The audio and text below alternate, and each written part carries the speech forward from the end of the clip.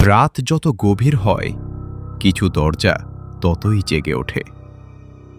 এই পৃথিবীতে এমন কিছু জিনিস আছে যেগুলোকে আমরা দেখতে পাই না, কিন্তু তারা আমাদের দেখছে। শালবন গ্রামের শেষ প্রান্তে দাঁড়িয়ে আছে একটা বাড়ি যেখানে কেউ যায় না, কারণ সেখানে আছে একটা দরজা, একটা কালো দরজা।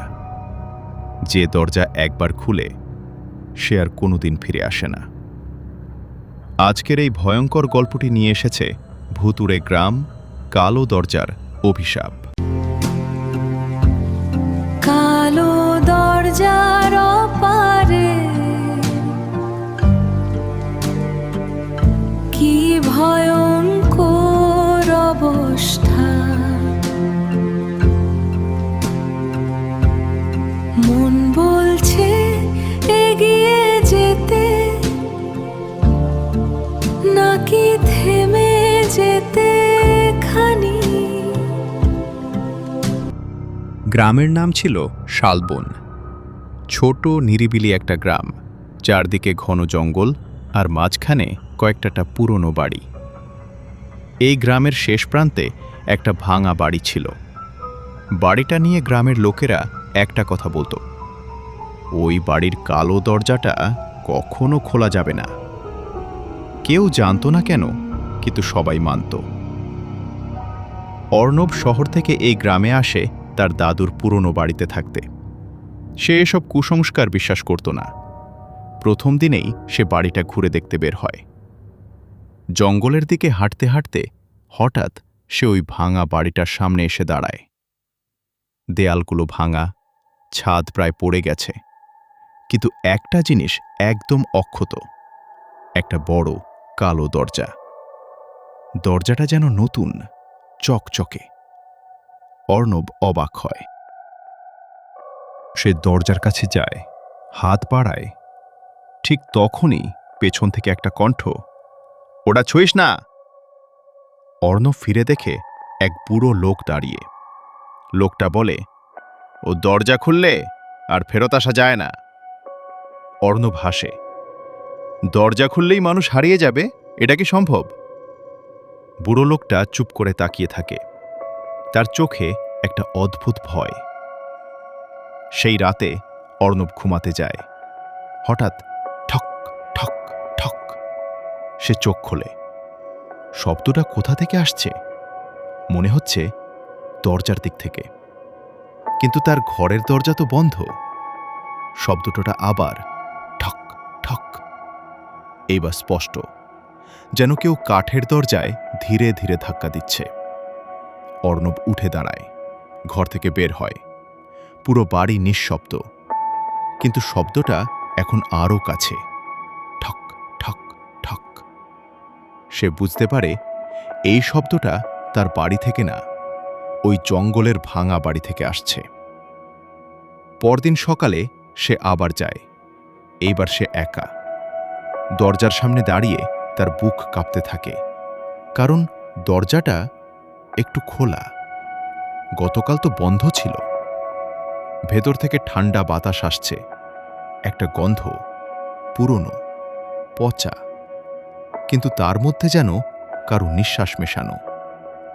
অর্ণব ধীরে ধীরে দরজাটা ঠেলে খুলে। ভেতরে অন্ধকার, পুরো অন্ধকার। কিন্তু আশ্চর্যের বিষয়, ঘরের ভেতরটা বাড়ির মতো না, যেন একটা লম্বা করিডর, শেষ দেখা যায় না। দেয়ালে পুরনো ছবি ঝুলছে। অর্ণব এগিয়ে যায়। হঠাৎ সে দেখে একটা ছবিতে একটা ছেলে দাঁড়িয়ে আছে। ছেলেটার মুখ ঠিক অর্ণবের মতো। সে থমকে যায়। আরও ছবি, সব ছবিতেই একই ছেলে, কিন্তু ধীরে ধীরে মুখটা বদলাচ্ছে।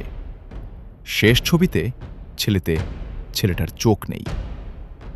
হঠাৎ পিছন থেকে থাপ, দরজাটা বন্ধ হয়ে যায়। অর্ণব দৌড়ে যায়, খুলতে চেষ্টা করে, খুলছে না। পেছন থেকে একটা কণ্ঠ, তুই দেরি করে ফেলেছিস। অর্ণব ধীরে ধীরে ঘুরে দাঁড়ায়। একটা ছায়া দাঁড়িয়ে, মানুষের মতো, কিন্তু পুরো কালো। সে এগিয়ে আসে। যারা এই দরজা খোলে তারা বাইরে থাকে না, ভেতরে থাকে।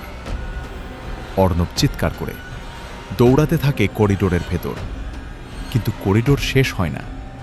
হঠাৎ সে দেখতে পায় অনেকগুলো দরজা, সব কালো। প্রতিটা দরজার সামনে দাঁড়িয়ে কেউ না কেউ, তাদের মুখ নেই, শুধু দাঁড়িয়ে আছে। অর্ণব বুঝতে পারে এরা সবাই সেই মানুষ যারা আগে এই দরজা খুলেছিল।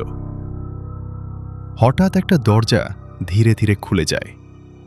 ভেতর থেকে একটা হাত বের হয়, তার নাম ধরে ডাকে, অর্ণব। কণ্ঠটা তার নিজের। শেষে সে ক্লান্ত হয়ে থেমে যায়। ছায়াটা আবার সামনে আসে। এখন তোর জায়গা। হঠাৎ চারপাশ অন্ধকার হয়ে যায়। পরদিন সকালে গ্রামের লোকেরা দেখে কালো দরজাটা আবার বন্ধ, সবকিছু আগের মতো। কিন্তু একটা নতুন জিনিস, দরজার পাশে দেয়ালে একটা নতুন ছবি। অর্ণব দাঁড়িয়ে আছে, চোখ নেই। তারপর থেকে মাঝে মাঝে রাতে জঙ্গলের ভেতর থেকে শোনা যায় ঠক ঠক ঠক।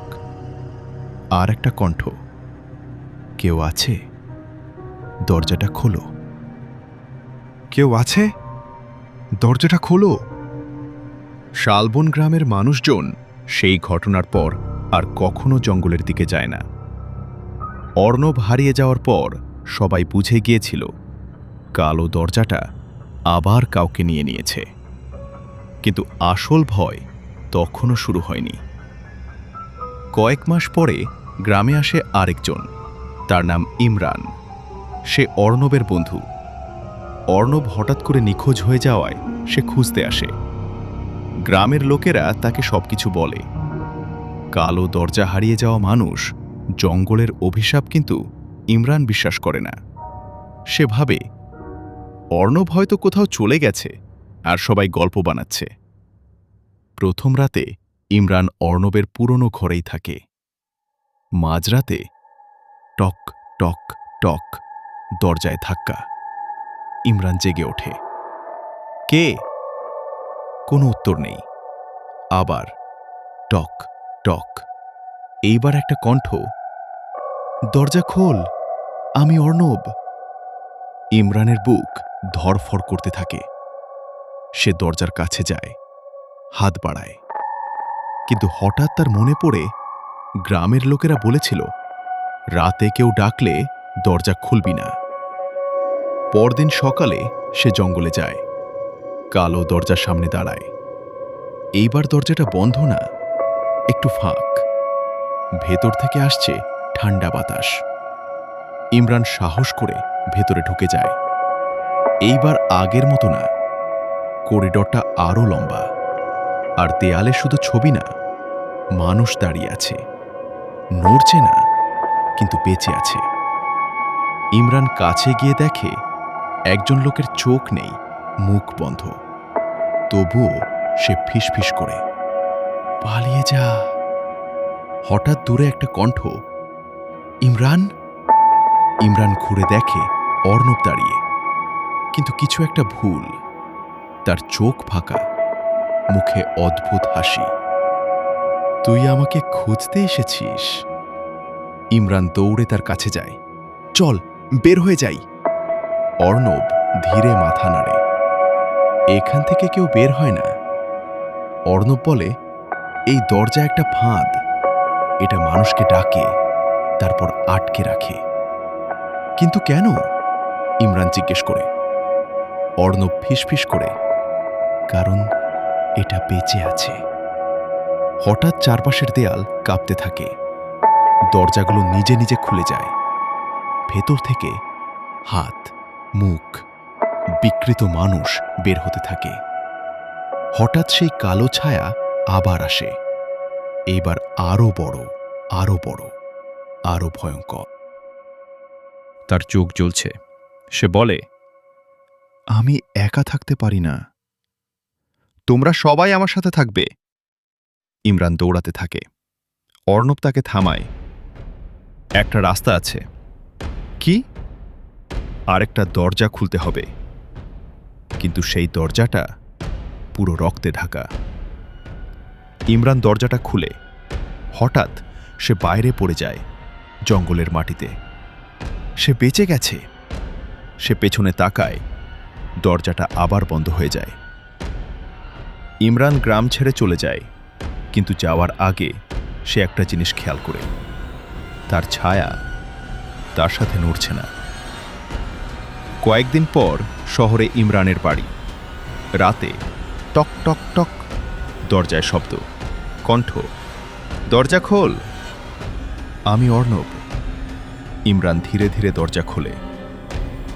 পরদিন ইমরান নেই, কিন্তু তার ঘরের ভেতরে দেয়ালে একটা কালো দরজা দেখা যায়।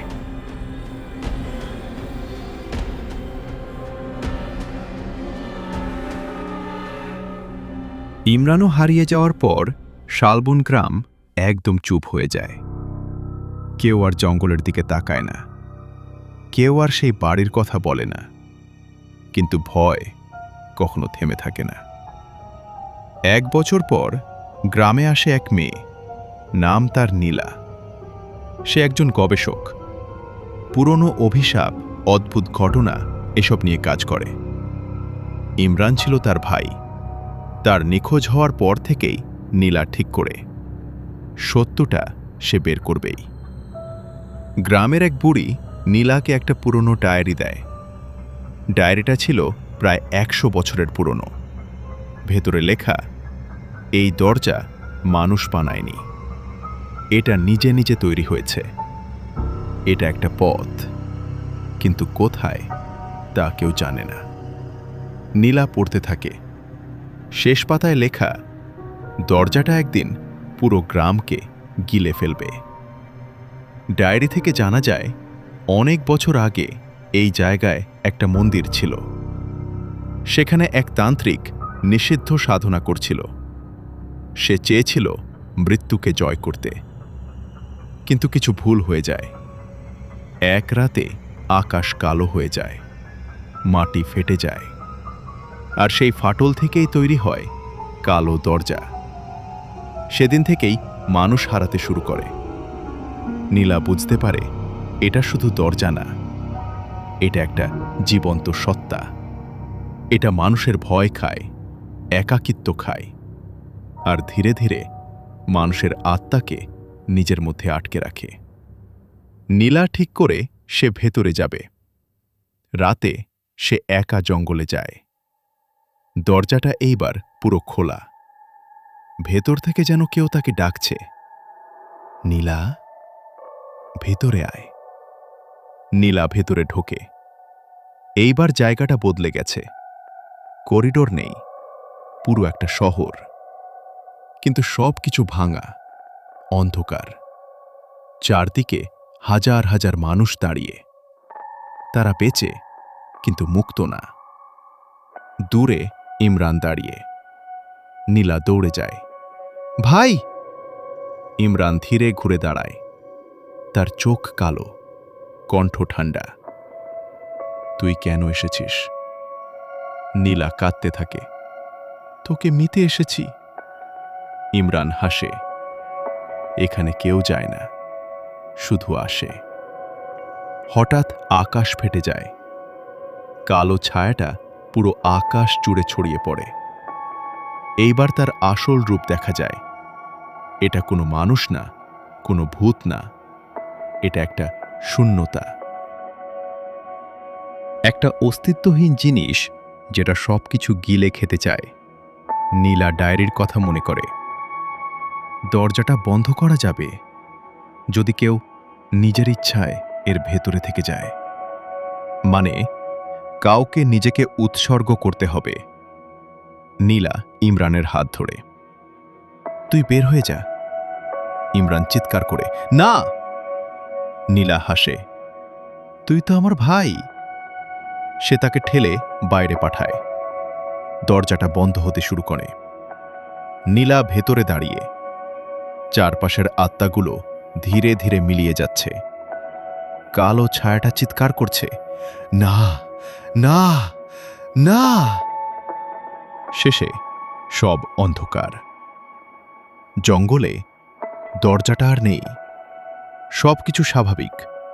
ইমরান একা দাঁড়িয়ে, কিন্তু এবার সে বেঁচে গেছে। কয়েক মাস পর শহরে একটা নতুন বিল্ডিং। একটা ফ্ল্যাটের ভেতরে দেয়ালে হঠাৎ ফাটল ধরে ধীরে ধীরে একটা কালো দরজা তৈরি হয়, আর ভেতর থেকে কণ্ঠ, নীলা। শালবন গ্রামের সেই ঘটনা শেষ হয়েছে বলে সবাই ভাবছিল, কিন্তু অভিশাপ কখনো শেষ হয় না। এটা শুধু জায়গা বদলায়। নতুন শহর কলকাতা।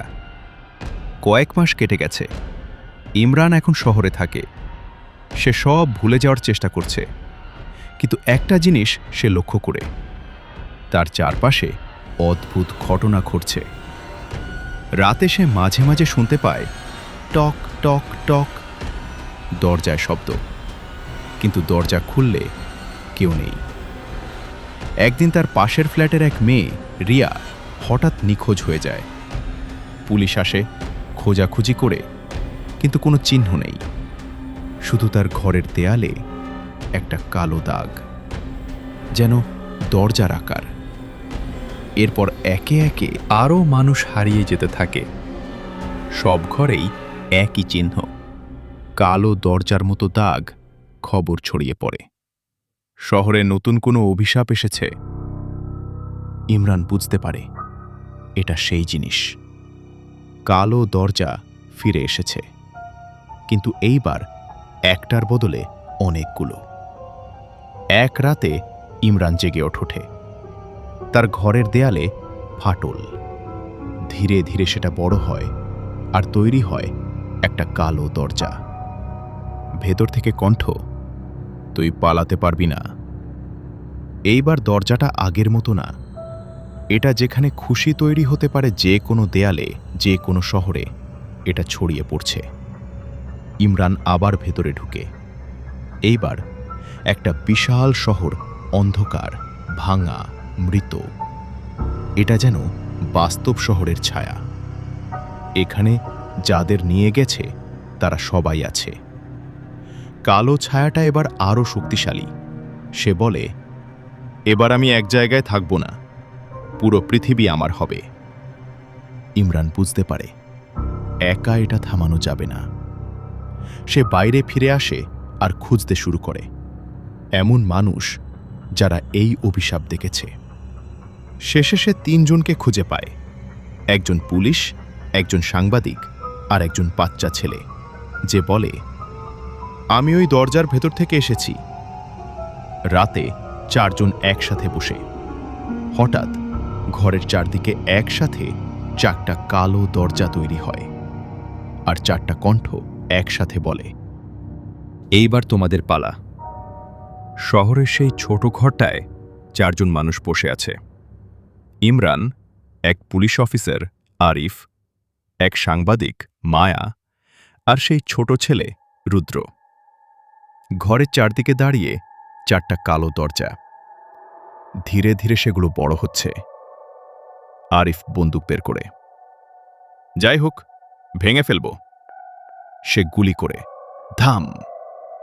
কিন্তু দরজার কিছুই হয় না, বরং গুলিটা দরজার ভেতরে ঢুকে যায়, আর অন্য দরজা দিয়ে বের হয়ে আসে। সবাই বুঝে যায় এটা সাধারণ কিছু না। ছোট ছেলেটা রুদ্র ধীরে বলে, ওদের মারতে পারবি না। সবাই তাকায়। কেন? রুদ্র বলে, কারণ ওরা আসলে আমরা। ঘরে নিস্তব্ধতা নেমে আসে। রুদ্র বলে, ওই দরজার ভেতর একটা আলাদা জগৎ আছে, যেখানে আমাদের ভয়, আমাদের অন্ধকার, সবকিছু আলাদা হয়ে বেঁচে থাকে। মানে, কালো ছায়াটা আসলে একা না, এটা হাজার মানুষের অন্ধকার মিলিয়ে তৈরি মায়া বলে। তাহলে একটাই উপায়, আমাদের ভয়কে মেনে নিতে হবে। ইমরান মাথা নাড়ে, না পালিয়ে সামনে যেতে হবে। 4 জন একসাথে একটা দরজায় ঢুকে। হঠাৎ চারপাশ বদলে যায়। প্রত্যেকে আলাদা হয়ে যায়। ইমরান সে দেখে তার চারপাশে অর্ণব আর নীলা দাঁড়িয়ে। তারা বলে, তুই আমাদের বাঁচাতে পারিসনি। ইমরান কাঁদতে থাকে, কিন্তু এবার পালায় না। হ্যাঁ, পারিনি, কিন্তু আমি ভয় পাব না আর। হঠাৎ তারা মিলিয়ে যায়। সে দেখে তার অতীতের সব ভুল। সবাই তাকে দোষ দিচ্ছে। সে চোখ বন্ধ করে বলে, আমি ভুল করেছি, কিন্তু আমি মানুষ। সব অন্ধকার ভেঙে যায়। সে দেখে সে যাদের বাঁচাতে পারেনি, মৃত মানুষ। সে চিৎকার করে, আমি ব্যর্থ না। অন্ধকার ফেটে যায়। শেষে সবাই এক জায়গায় ফিরে আসে, কিন্তু রুদ্র নেই। হঠাৎ কালো ছায়াটা সামনে আসে, আর তার ভেতর থেকে বের হয় রুদ্র। সে হাসে, আমি তোমাদের পরীক্ষা নিচ্ছিলাম। চরম সত্য, রুদ্র বলে, আমি এই দরজার অংশ। আমি সেই প্রথম শিশুটি যে এখানে হারিয়ে গিয়েছিল। আমি চাই এটা শেষ হোক। রুদ্র বলে, এই জিনিসটা বন্ধ করতে হলে আমাকে মুছে ফেলতে হবে। ইমরান চিৎকার করে, না! কিন্তু রুদ্র হাসে, এটাই আমার মুক্তি। রুদ্র ধীরে ধীরে আলো হয়ে যায়। কালো ছায়াটা চিৎকার করে, না, আমি শেষ হতে পারি না। হঠাৎ সব দরজা একসাথে ভেঙে পড়ে। চারজন আবার বাস্তব জগতে। সবকিছু স্বাভাবিক। কোনো দরজা নেই, কোনো ছায়া নেই। কয়েকদিন পর ইমরান একা বসে। তার সামনে একটা আয়না। হঠাৎ আয়নার ভেতরে একটা কালো দরজা দেখা যায়, আর একটা কণ্ঠ, শেষ ভাবছিস? আজকের এই ভয়ঙ্কর গল্পটি নিয়ে এসেছে ভুতুড়ে গ্রাম, কালো দরজার অভিশাপ। সাবস্ক্রাইব করুন, কারণ আসল ভয় এখনো শুরু হয়নি।